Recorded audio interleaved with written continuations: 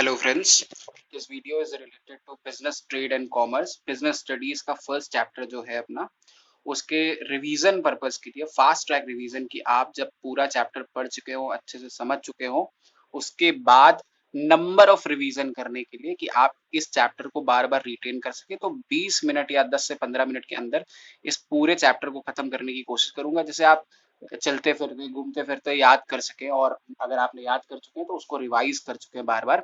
इसलिए let's start this chapter. और ये मैं एनसीईआरटी की जो अपनी बुक है सीबीएसई की, उससे मैं पढ़ाने की कोशिश कर रहा हूँ, उसको रिवाइज कराने की कोशिश कर रहा हूँ, which is very similar to आपके एग्जामिनेशन में क्वेश्चंस भी एनसीईआरटी के बेसिस पर आते हैं। अगर आप एनसीईआरटी के बेसिस पर अपनी आंसर राइटिंग नहीं करते हैं, जो आपकी बुक एनसीईआरटी की है उसके हिसाब से अगर आप वर्ड यूज नहीं करते हैं जो एनसीईआरटी की बुक्स में लिखे, तो आपको शायद बोर्ड एग्जाम्स में या स्कूल एग्जाम्स में नंबर नहीं मिलते हैं, ऐसा सीबीएसई की गाइडलाइंस कहती है।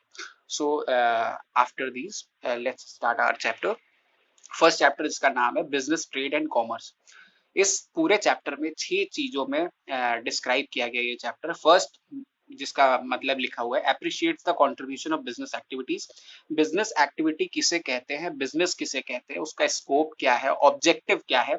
फर्स्ट 2 थिंग्स हम ये पढ़ेंगे कि किसी भी बिजनेस को स्टार्ट करने के लिए उसके गोल्स क्या होते हैं, किसी बिजनेस को स्टार्ट करने के पीछे जिसने ये बिजनेस स्टार्ट किया है उस ओनर का ऑब्जेक्टिव क्या होता है, वो कहाँ तक पहुंचना चाहता है, कि प्रॉफिट मेकिंग है, कि सोशल कंट्रीब्यूशन के लिए उसने वो बिजनेस स्टार्ट किया, या फलाना धमाका जो भी है, उसको हम आगे देखेंगे। तीसरी कैटेगरी हमारे पास आती है कि बिजनेस ऑक्यूपेशन, जिसे हम कहते हैं प्रोफेशन और एम्प्लॉयमेंट। इन 3 कैटेगरी में अगर हमें डिफरेंस करना हो या कॉमन चीजें क्या क्या है, उनको समझने की हम कोशिश करेंगे। चौथी चीज हम समझते हैं कि बिजनेस और इंडस्ट्री में डिफरेंस क्या होता है, कि अगर बिजनेस और इंडस्ट्री कॉमन चीज है, दोनों सेम मतलब है, अगर तो इंडस्ट्री का, अगर सेम नहीं है तो इंडस्ट्री का क्या मतलब है, अगर सेम है तो क्या मतलब है, डिफरेंट टाइप की इंडस्ट्रीज क्या होंगी वो आगे हम देखेंगे। पांचवा फैक्टर हम पढ़ते हैं कि रिस्क और रिवॉर्ड के बारे में, कि अगर बिजनेस हम स्टार्ट करते हैं तो उसमें रिस्क कितना होता है, प्रॉफिट मेकिंग अगर बिजनेस है तो कितना रिस्क होता है, और उसका रिवॉर्ड क्या सिर्फ प्रॉफिट होता है या और भी अदर चीजें होती है, वो पांचवे फैक्टर में हम पढ़ेंगे। और छठा चीज कि अगर कोई भी बिजनेस हमें स्टार्ट करना है, उसके क्या क्या फैक्टर्स हमें जरूरी होंगे, कि हमारे सोशली एनवायरनमेंट कैसा होना चाहिए, हमारे फाइनेंशियल्स कितने मजबूत होने चाहिए, ये इन सब चीजें ऐसे फैक्टर्स के बारे में हम पढ़ेंगे। लेट्स स्टार्ट विद इंट्रोडक्शन कि बिजनेस कहते किसे हैं। तो as per this book, business जो है वो एक इकोनॉमिक एक्टिविटी है जिसमें 4 फैक्टर मेनली इन्वॉल्व होते हैं। पांचवा इकोनॉमिक एक्टिविटी हो, तो इकोनॉमिक एक्टिविटी का मतलब है कि ऐसी एक्टिविटी जिसमें पैसे का लेन देन हो। इकोनॉमिक का मतलब ही है कि आपका जहां पर मनी रिलेटेड चीजें इन्वॉल्व। एक्सचेंज किस चीज का, एक्सचेंज किसी कॉमोडिटी का, प्रोडक्ट का। तो फर्स्ट फैक्टर हो गया हमारा जिसमें कुछ एक्सचेंज इन्वॉल्व हो। सेकेंड चीज आती है प्रोडक्शन और परचेज। अगर किसी प्रोडक्ट का एक्सचेंज होगा तो वो प्रोडक्ट या तो प्रोड्यूस किया गया होगा या कोई ना कोई व्यक्ति उसे परचेज कर रहा होगा, या तो किसी ने प्रोड्यूस किया होगा या फिर कोई, जैसे आपका रिटेल शॉप ओनर है, वो उस प्रोडक्ट को कहीं से परचेज कर कर ला रहा होगा। तो किसी की फैक्ट्री से, जिस फैक्ट्री में वो बना है, या तो वो प्रोड्यूस हुआ है वहां पर, या आप जिस दुकान से खरीद रहे हो उसने किसी से परचेज किया होगा, या फिर आपने किसी से परचेज किया होगा। तो सेकंड फैक्टर हो गया कि जो व्यक्ति उसको परचेज कर रहा है। थर्ड चीज है डिस्ट्रीब्यूशन, कि जहां से फैक्ट्री से लेकर जो लास्ट कंज्यूमर है, जो आप कस्टमर हो, वहां तक पहुंचने के लिए क्या क्या चैनल्स यूज किए गए हैं, वो इस कैटेगरी के अंदर आता है। कि डिस्ट्रीब्यूशन पैटर्न क्या है, उसके अंदर कितने एजेंट लगे हैं, वो कमीशन बेसिस पर काम कर रहे हैं या किस बेसिस पर काम कर रहे हैं, उसको डिस्ट्रीब्यूशन कैटेगरी के अंदर डालते हैं। और लास्ट आता है कंजम्पशन, जो कि कस्टमर होता है, कंज्यूम कौन कर रहा है, लास्ट एंड यूजर अपना कौन है उस प्रोडक्ट का, जिसको हमने एक्सचेंज किया है, जिसको किसी पर्सन ने, किसी बिजनेस ओनर ने प्रोड्यूस किया है, या किसी रिटेल शॉप ओनर ने परचेज किया है। थर्ड, उस फैक्ट्री से लेकर लास्ट कंज्यूमर तक कितने चैनल्स में, कितने डिस्ट्रीब्यूटर्स ने, कितने वेयर हाउस ओनर्स ने उसको लास्ट कंज्यूमर तक पहुंचाने के लिए अपना इनपुट दिया है, ऐसे चैनल्स को डिस्ट्रीब्यूशन के अंडर में डालते हैं। और चौथा फैक्टर जो मैंने बताया कंजम्पशन की, लास्ट कंज्यूमर, लास्ट कस्टमर कौन है जिसने उस प्रोडक्ट का यूज किया है, उसके बाद किसी ने यूज नहीं किया है। तो 4 फैक्टर में हम ओवरऑल बिजनेस की एक्टिविटीज को डिफाइन करते हैं कि ये एक इकोनॉमिक एक्टिविटी है जिसमें एक्सचेंज इन्वॉल्व होगा, जिसमें प्रोडक्शन होगा, परचेज होगा, डिस्ट्रीब्यूशन होगा और कंजम्पशन होगा। ये 4 वर्ड अगर आपने अपने बिजनेस की डेफिनेशन में लिख दिए तो आपको शायद पूरे नंबर मिलेंगे।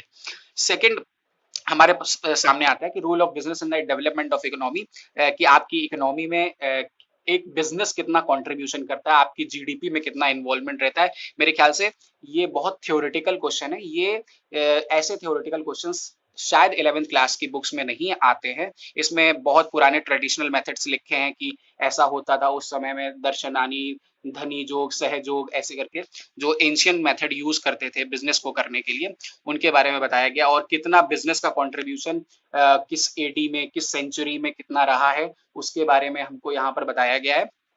फिर major trade centre in ancient times की कौन कौन सी ऐसी सिटीज हैं जिनमें क्या कहते हैं ट्रेड सेंटर माने जाते थे बहुत पहले, कई सालों की एडी से पहले। फर्स्ट सेंचुरी में क्या होता था, सेकंड सेंचुरी में क्या होता था। वाराणसी, मथुरा, इंद्रप्रस्थ, तक्षशिला, पेशावर, पाटलिपुत्रा, मिथिला, उज्जैन, सूरत, कांची, मदुरा, ब्रोच, ऐसे करके बहुत सारी सिटीज हैं जहां पर इंडिया का इन्वॉल्वमेंट था। इंडिया एक हब जाना जाता था, एक ट्रेड सेंटर जाना जाता था, जो बिजनेस से रिलेटेड ही काम करते थे। ब्रिटिशर्स आए, मुगल्स आए, जिन्होंने इंडिया की इकोनॉमी को डिस्ट्रक्ट किया पूरी तरीके से, इंडिया के बिजनेस को, इंडिया के भोले भाले लोगों पर अत्याचार करके उनके बिजनेसेस को डिस्ट्रॉय किया, उनकी मेंटालिटी को डिस्ट्रॉय किया। हर तरह से इंडिया का जो एक इकोनॉमी पर हब था, पूरे वर्ल्ड पर जितना कंट्रीब्यूशन था जीडीपी का, उसको तोड़ने का प्रयास किया। वो एक बहुत थ्योरेटिकल वे में हिस्टोरिकल एंशियंट टाइम्स का दिखाया गया कि क्या क्या होता है। मेरे ख्याल से ये इतना इंपॉर्टेंट नहीं है। कॉन्सेप्ट ऑफ बिजनेस को समझेंगे।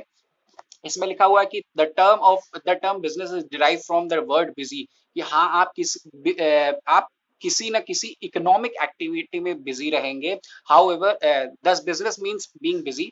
However, in a specific sense, business refers to an occupation in which people regularly engage in activities related to purchase, production or sale of goods and services with a view to earning profit। कि अगर कोई एक व्यक्ति है जो purchase कर रहा है, मींस अगर मैं अपनी रिटेल शॉप में जाता हूँ, किसी रिटेल शॉप में जाता हूँ, मैगी का अगर मुझे पैकेट खरीदना है, तो वो पैकेट किसी ने प्रोड्यूस किया होगा। मान लीजिए नेस्ले कंपनी है, उसने प्रोड्यूस किया है, वो बिजनेस कर रही है, उसने अपने डिस्ट्रीब्यूशन चैनल्स के थ्रू वो रिटेल शॉप ओनर के पास भेजा है, और रिटेल शॉप ओनर और वो नेस्ले कंपनी मुझे बेच रही है, जो मैं कंज्यूमर हूं, मैंने कंजम्पशन किया है, with a view of earning profit. मान लीजिए वो 5 रुपए में प्रोडक्ट, 5 रुपए की कॉस्ट में उसने नेस्ले ने बेचा उसको रिटेल शॉप ओनर को, रिटेल शॉप ओनर ने मुझे 10 रुपए का पैकेट बेचा। तो 2 रुपए अगर मान लीजिए नेस्ले कंपनी कमा रही है उस प्रोडक्ट पर, और 5 रुपए रिटेल शॉप ओनर कमा रहा है, तो with a view of earning profit. Earning profit के बिना बिजनेस नहीं है। कोई भी बिजनेस लॉस के पर्पस से स्टार्ट नहीं किया जाता। अगर आप अपनी डेफिनेशन में with a view to earning profit नहीं लिखेंगे तो मेरे ख्याल से आपको नंबर नहीं मिलेंगे। इकोनॉमिक एक्टिविटी होनी चाहिए, कोई भी non economic activity business consider नहीं करी जाएगी। बार्टर बहुत इसमें बार्टर सिस्टम के बारे में भी बताया गया है कि बार्टर सिस्टम जिसमें हम प्रोडक्ट टू प्रोडक्ट या कमोडिटी टू कमोडिटी एक्सचेंज करते थे, क्या वो बिजनेस डिफाइन होगा। एंशियंट टाइम में उसको बार्टर को हम बिजनेस मानते थे, लेकिन आज जब से मनी इंट्रोड्यूस हुई है, मनी के टर्म्स इंट्रोड्यूस हुए हैं, डिफरेंट टाइप की मनीज आई हैं। इकोनॉमिक्स में आपने पढ़ी होंगी कि किस किस तरह की मनी के टर्म्स को यूज किया जाता था। अगर वो इन्वॉल्वमेंट है उनका, तो हम उसको बिजनेस नहीं मानेंगे आज की तारीख में। लेकिन हाँ, बार्टर सिस्टम को एक एंशियंट टाइम में हम बिजनेस एक्टिविटी मानते थे। अब यहाँ पर थर्ड टॉपिक हमारे पास आता है, characteristics of business activity. First of all मैंने बताया कि एन इकोनॉमिक एक्टिविटी होनी चाहिए, जिसके अंदर लिखा है business considered to be an economic activity because it is undertaken with the objective of earning money और livelihood and not out of love, affection, sympathy और एनी अदर इमोशन। इसमें economic activity है। आप अपनी माँ से जाकर कह रहे हैं कि माँ आप मुझे चाय दीजिए, मैं आपके पैर दबा दूंगा, ये एक इकोनॉमिक एक्टिविटी नहीं हुई। इसमें जिस भी एक्टिविटी में इमोशंस, लव, सिंपैथी से रिलेटेड ट्रांजैक्शंस हो, वो बिजनेस नहीं माना जाएगा। जिसमें मनी रिलेटेड ट्रांजैक्शंस हो, एक with a view of earning profit, कि हाँ हमें प्रॉफिट बनाना है, हमें पैसा कमाना है, वही वही ट्रांजेक्शन्स बिजनेस माने जाएंगे। सेकंड चीज आती है प्रोडक्शन और प्रोक्योरमेंट ऑफ गुड्स और सर्विस। मैंने पहले बताया कि अगर किसी चीज की किसी इकोनॉमिक एक्टिविटी का एक्सचेंज हो रहा है, किसी प्रोडक्ट का एक्सचेंज हो रहा है, तो वो प्रोडक्ट कहीं ना कहीं बना होना चाहिए, तो उसका प्रोडक्शन और प्रोक्योरमेंट होना चाहिए। अगर प्रोडक्शन होगा तभी उसका एक्सचेंज होगा, तभी वो प्रोडक्ट्स आपके मार्केट में आकर सेल आउट होगा। तो इसमें लिखा हुआ है before goods are offered to people for consumption these must be either produced और प्रोक्योर्ड बाय बिजनेस एंटरप्राइजेस। वो अगर प्रोड्यूस ही नहीं होगा, मार्केट में आ ही नहीं पाएगा। Thus every business enterprise either manufactures the goods it deals in और एक्वायर देम फ्रॉम प्रोड्यूसर्स। अगर आपका रिटेल शॉप ओनर है, वो प्रोडक्ट तभी बेच पाएगा जब वो या तो खुद प्रोड्यूस करे उस प्रोडक्ट को, या फिर वो कहीं ना कहीं से खरीद रहा हो। मान लीजिए वो नेस्ले कंपनी से खरीद रहा है, तो वो प्रोक्योरमेंट कर रहा है। प्रोक्योरमेंट का मतलब है कि या तो हम कहीं से खरीद लें, प्रोड्यूस करने का मतलब है या तो हम उसे बना लें। तो सेकंड फैक्टर पहला फैक्टर हो गया हमारा कि इकोनॉमिक एक्टिविटी होनी चाहिए, तब हम उसे बिजनेस मानेंगे। सेकंड कि कोई प्रोडक्ट होना चाहिए, जो प्रोडक्ट प्रोड्यूस होना चाहिए या कहीं से खरीदा हुआ होना चाहिए, या तो किसी ने प्रोक्योर किया हो फर्दर सेल के लिए। थर्ड हमारे पास आता है सेल और exchange of goods and services. अगर कोई प्रोडक्ट प्रोड्यूस हुआ है तो उसको बिकना भी चाहिए, वो मार्केटेबल होना चाहिए, तभी हम उसको बिजनेस के कैटेगरी के अंदर डालेंगे।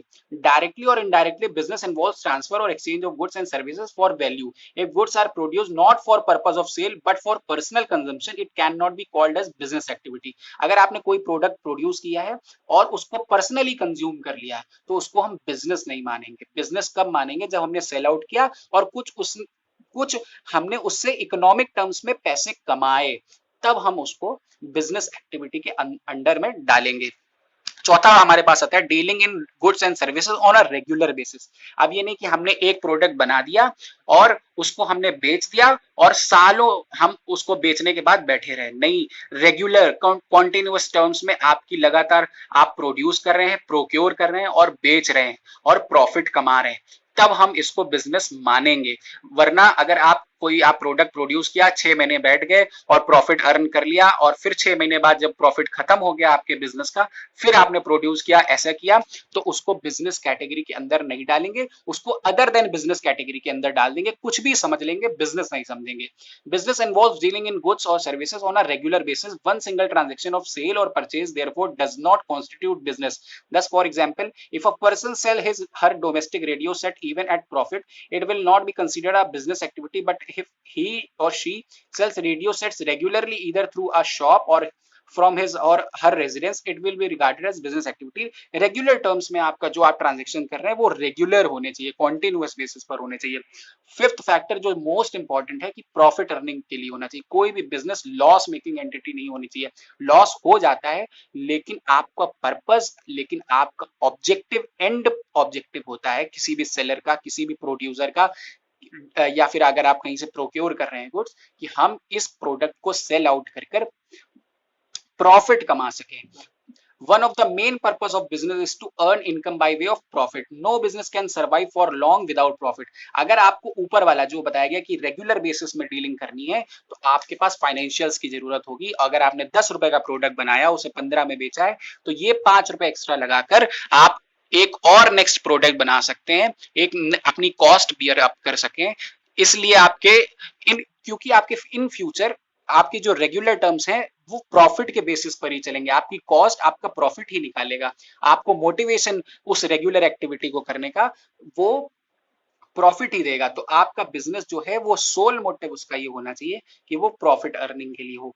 अनसर्टेनिटी ऑफ रिटर्न, हाँ, अगर बिजनेस में अगर आप बिजनेस कर रहे हैं तो उसमें रिस्क का फैक्टर्स भी बहुत ज्यादा होते हैं। तो अनसर्टेनिटी ऑफ रिटर्न है कि हमने ये कोई प्रोडक्ट 10 रुपए का बनाया या 100 रुपए का बनाया, तो हमने ये सोचा था कि हम इसे 15 में बेच लेंगे, लेकिन वो बिका हमारा 11 में। तो अनसर्टेनिटी ऑफ रिटर्न है, जितना हम सोचते हैं शायद उतने में सेल आउट ना हो।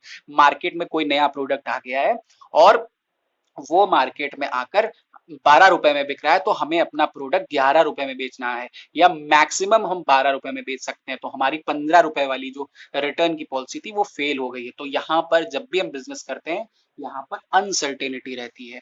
जब हम प्रोडक्ट प्रोड्यूस कर रहे थे तब हम ये सोच रहे थे कि 15 रुपए में बिक जाएगा, तब कोई प्रोडक्ट नहीं था मार्केट में। लेकिन जैसे ही हमने मार्केट में अपना प्रोडक्ट उतारा, उस टाइम पर वो हमारे वो दूसरी कंपनी ने नया प्रोडक्ट बनाकर उसमें अनसर्टेनिटी ऑफ रिटर्न की पॉसिबिलिटी पॉसिबिलिटी पैदा कर दी वहां पर। तो जब भी हम बिजनेस करते हैं तो वन ऑफ द कैरेक्टरिस्टिक है कि हमारे पास अनसर्टेनिटी रहेगी, कभी भी कुछ भी हो सकता है, जितना हम सोचते हैं उतना प्रॉफिट अर्न नहीं कर सकते हैं। कोई दूसरे एनवायरमेंट ऐसा कुछ बन जाए, गवर्नमेंट रेगुलेशन लगा दे कि हमारा प्रोडक्ट बैन हो जाए, तो यहाँ पर अनसर्टेनिटी की मात्रा बहुत ज्यादा रहती है। अनसर्टेनिटी ऑफ रिटर्न में लिखा हुआ है refers to the lack of knowledge relating to the amount of money that the business is going to earn in a given period। मैंने बताया ना कि इन फ्यूचर हम कितना कमाएंगे ये हम नहीं प्रेडिक्ट कर सकते। प्रेडिक्ट कर सकते हैं लेकिन वैसा ही हम कमा लें, इस बात की कोई सर्टेनिटी नहीं है। एवरी बिजनेस इन्वेस्ट मनी, हम मनी इन्वेस्ट करते हैं to run its activities with the objective of earning profit, कि हम बहुत सारा पैसा अपने बिजनेस में लगाते हैं उस बिजनेस को रन करने के लिए, लेकिन with the objective of earning profit, कि हमें अच्छे से अच्छा रिटर्न मिले। लेकिन पॉसिबिलिटीज ऐसी होती हैं, टर्म्स ऐसे हो जाते हैं कि फ्यूचर किसी ने नहीं देखा है कि क्या हो जाए कल को, तो उस बेसिस पर हम ये कह सकते हैं कि बिजनेस करते समय रिटर्न्स की पॉसिबिलिटी जितनी आप सोचते हैं शायद उससे कम भी आ जाए या शायद उससे ज्यादा है, तो अनसर्टेनिटी रहती है। सातवां फैक्टर हमारे पास होता है एलिमेंट ऑफ रिस्क।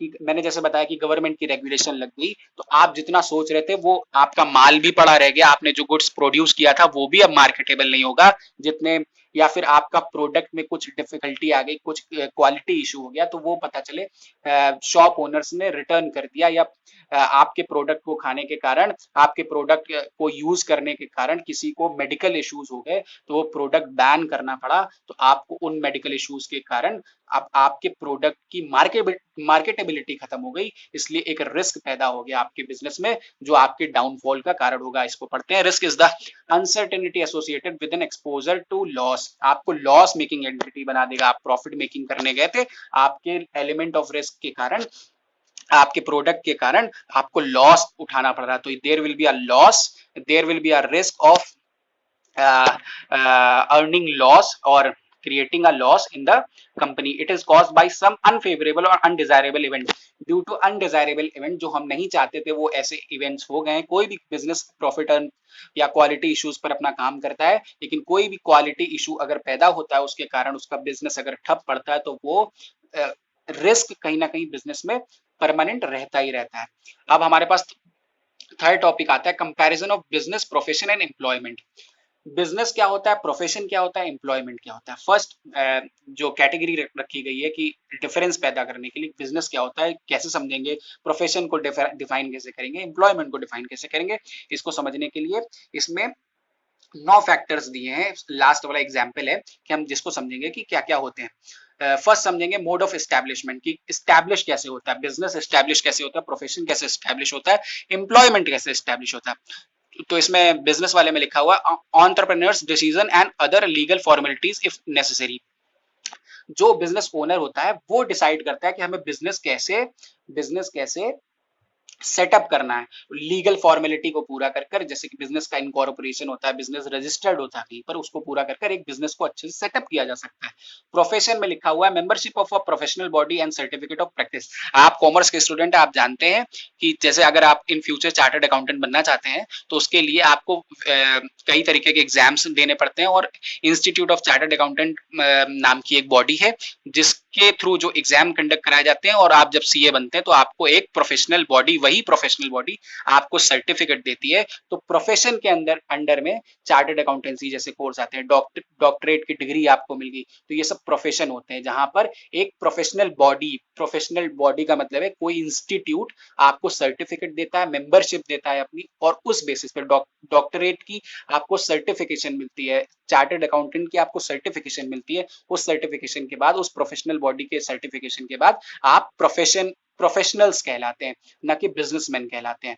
एम्प्लॉयमेंट क्या होता है? Appointment letter and service agreement. अगर आप कहीं पर जॉब करने जाते हैं तो आपको अपॉइंटमेंट लेटर मिलता है उस कंपनी का कि आप यहाँ पर ज्वाइन कर सकते हैं। तो तीनों चीज के बीच में डिफरेंस हो गया कि बिजनेस क्या होता है। बिजनेस जो ओनर होता है बिजनेस का, एंटरप्रेन्योर जिसे हम कहते हैं, वो डिसाइड करता है लीगली जो उसकी फॉर्मेलिटीज होती है उसको पूरा करने के बाद कि बिजनेस कैसे सेटअप किया जा सकता है।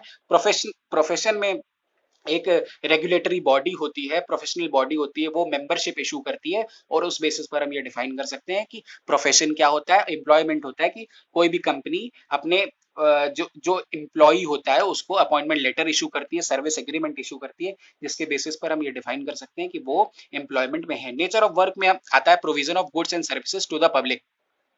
Provision of goods and services to the public में आता है नेचर ऑफ वर्क में कि हाँ, बिजनेस को डिफाइन करते टाइम कि गुड्स और सर्विसेज हम बेचेंगे, मार्केट करेंगे, बल्कि प्रोफेशन में होता है कि हम सर्विसेज देंगे, एक्सपर्ट सर्विसेज देंगे। चार्टर्ड अकाउंटेंसी की सर्विसेज अगर हम दे रहे हैं, डॉक्टरेट की सर्विसेज है तो मेडिकल रिलेटेड सर्विसेज देंगे पब्लिक में जाकर। एम्प्लॉयमेंट में रिलेटेड होता है कि जो उस कंपनी के रूल्स एंड रेगुलेशन होंगे, वो कंपनी जो हमसे करवाना चाह रही होगी, हम उस अपॉइंटमेंट लेटर में हमारे वही चीज, ड्यूटीज और राइट्स डिस्क्राइब होंगे, वही काम करेंगे जो हमें कंपनी करवाएगी। तीसरा आता है क्वालिफिकेशन। बिजनेस करने के लिए कोई क्वालिफिकेशन नहीं चाहिए होती है, जबकि प्रोफेशन के लिए, जैसे मैंने कहा चार्टर्ड अकाउंटेंसी है तो उसके लिए वेरियस एग्जाम्स होते हैं। वो एग्जाम्स देकर ही डॉक्टर की डिग्री आपको अगर आप लेनी है प्रोफेशनल बॉडी से, तो आपको कोई कुछ नीट एग्जाम क्वालिफाई करना ही करना पड़ेगा, तभी आप ले पाएंगे। तो बिजनेस के लिए कोई क्वालिफिकेशन की जरूरत नहीं होती, प्रोफेशन के लिए कोई क्वालिफिकेशन की जरूरत नहीं होती है। और एम्प्लॉयमेंट के लिए अगर कंपनी ने निकाला है कि मुझे बी.कॉम बंदा चाहिए,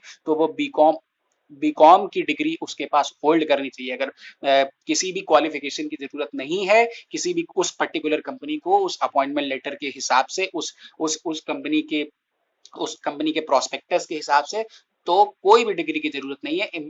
जब कंपनी चाहेगी तो आपको हायर कर लेगी। रिवॉर्ड और रिटर्न।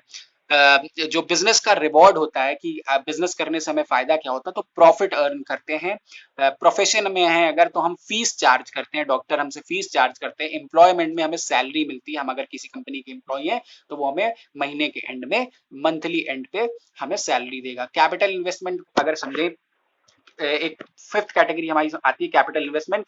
बिजनेस करते समय में very huge amount of capital invest करनी पड़ती है, वेरी ह्यूज अमाउंट ऑफ, कि हमारे, क्योंकि कोई भी बिजनेस स्टार्ट करने से पहले हम 1 साल का लेकर चलते हैं कि हमें 1 साल बाद मेरा बिजनेस अगर कोई भी प्रॉफिट अर्न नहीं करता है तो हमें कितनी कैपिटल चाहिए होगी, कितना हमें उस इंडस्ट्री में पैसे की जरूरत होगी, तो उस हिसाब से हम बिजनेस स्टार्ट करते हैं। उस ओनर को कितना पैसा लगाना पड़ेगा उस पर्टिकुलर बिजनेस को करने के लिए। तो कैपिटल इन्वेस्टमेंट बहुत नीडेड होता है बिजनेस के केस में। सेकंड आता है प्रोफेशन के केस में। तो अगर जितनी, मान लीजिए कि उस प्रोफेशनल बॉडी को रजिस्टर, जिस प्रोफेशनल बॉडी, डॉक्टरेट की डिग्री आपको लेनी है, अगर डॉक्टर आपको बनना है और नीट एग्जाम को क्वालिफाई करने के लिए या रजिस्ट्रेशन कराने के लिए 20,000 रुपए लगते हैं, तो लिमिटेड बिजनेस से कम पैसा लगता है प्रोफेशन की डिग्री लेने में, प्रोफेशनल एग्जाम्स को देने में। एम्प्लॉयमेंट के लिए कोई कैपिटल नीडेड नहीं होती, आपको डायरेक्ट कंपनी हायर करती है आपकी क्वालिफिकेशन के बेसिस पर, या भी जो टर्म्स वो दिए रहते हैं उसके अपॉइंटमेंट लेटर में, उस बेसिस पर आपको अपॉइंट कर लेती है। रिस्क फैक्टर आता है हमारे सामने कि रिस्क होता है क्या बिजनेस में। बिजनेस में ह्यूज रिस्क होता है। रिवॉर्ड अगर ज्यादा है तो रिस्क भी ज्यादा होगा। कल को शायद अनसर्टेनिटी के कारण आपको लॉस हो जाए, या फिर आपका अगर प्रोडक्ट मार्केटेबल बहुत अच्छे से हो गया तो वो huge amount of profit earn कर सकते हो आप। प्रोफेशन में आता है कि फीस का जनरली, जैसे कि अगर आपने किसी का रिटर्न भर दिया या आपने किसी पेशेंट को मेडिकल सर्विसेज दी है, उसने आपकी फी नहीं पे करी है और बिना फी पे करे दवाई खरीद कर चला गया है और आपको फी नहीं पे करी, तो वहां पर एक अनसर्टेनिटी रहती है। Generally less amount of risk रहता है देन बिजनेस में ज्यादा रिस्क रहता है, प्रोफेशन में कम रहता है। और एम्प्लॉयमेंट में बिल्कुल रिस्क नहीं रहता है। At the end of the month आपको सैलरी मिलनी ही मिलनी है, चाहे आप काम करें चाहे ना करें। अगर नहीं करेंगे तो आपको निकाल भी दिया जाएगा। सेवेंथ आता है कि transfer of interest. Transfer possible with some formalities. अगर आप ओनर अगर खत्म हो जाता है, अगर ओनर अगर ओनर सॉरी अगर ओनर अगर ओनर की डेथ हो जाती है तो क्या ट्रांसफर उसकी प्रॉपर्टी हो सकती है, उसका बिजनेस ट्रांसफर हो सकता है? तो यस, हाँ, उसका बिजनेस ट्रांसफर हो सकता है, लेकिन प्रोफेशन में सीए की डिग्री दूसरे उनके उसके बच्चे को सीए की डिग्री के बेसिस पर काम नहीं मिल सकता है। आपको अपने बच्चे को भी सीए कराकर प्रोफेशनल डिग्री दिलाकर उस प्रोफेशनल बॉडी से ही वो आपका काम आगे चला सकता है। एम्प्लॉयमेंट में भी ये नहीं है कि अगर आपकी डेथ हो जाती है, अगर आप किसी भी कारणों से उस कंपनी में जॉब छोड़ देते तो आपके जो लीगल हायर है उसको जॉब मिल जाएगी, ऐसा नहीं है। कोड ऑफ कंडक्ट, बिजनेस में कोई कोड ऑफ कंडक्ट की जरूरत नहीं होती है, जैसा ओनर डिसाइड करता है। ओनर हैं अगर आप, तो आपको कोई कोड ऑफ कंडक्ट की जरूरत नहीं है, क्योंकि ये बिजनेस आपके थ्रू सेटअप किया गया है। प्रोफेशनल बॉडी में प्रोफेशनल बॉडीज जो डिसाइड करती हैं प्रोफेशन में, वो कोड ऑफ कंडक्ट फॉलो करना पड़ता है। जैसे हम देखते हैं कि जो एडवोकेट्स होते हैं वो ब्लैक कलर का कोट पहनते हैं, वो एक कोड ऑफ कंडक्ट है। डॉक्टर्स होते हैं वो व्हाइट कलर का कोट पहनते हैं, ये कोड ऑफ कंडक्ट है, क्योंकि डॉक्टरेट की डिग्री में ये लिखा रहता है कि आपको व्हाइट कोट पहनना ही पड़ेगा अगर आप डॉक्टर एज ए डॉक्टर की भूमिका में घूम रहे हैं। अगर आप एडवोकेट हैं और आपको कोर्ट में जाना है तो आपको वो certain code of conduct follow करने पड़ेंगे। सेम चीज है अगर किसी कंपनी में आप हैं और वहां पर अगर कुछ rules and regulations relating to code of conduct बने हुए हैं तो आपको वो फॉलो करने पड़ेंगे। एग्जांपल है कि कोई भी फैक्ट्री हमने सेटअप कर दी तो वो बिजनेस माना जाएगा। Legal medical profession, chartered accountancy profession है, वो हमारा प्रोफेशनल माना जाएगा। Jobs in bank, insurance companies, government companies या प्राइवेट कंपनी में जो हम जॉब्स करते हैं, एम्प्लॉयड होते हैं, तो वो हमारा एम्प्लॉयमेंट माना जाएगा। शायद आपको ये बहुत अच्छे से मैंने समझाया, बहुत I takes too much time on this particular topic. Third आता है हमारे पास लास्ट की classification of business activities. Business activities को हम कैसे डिफाइन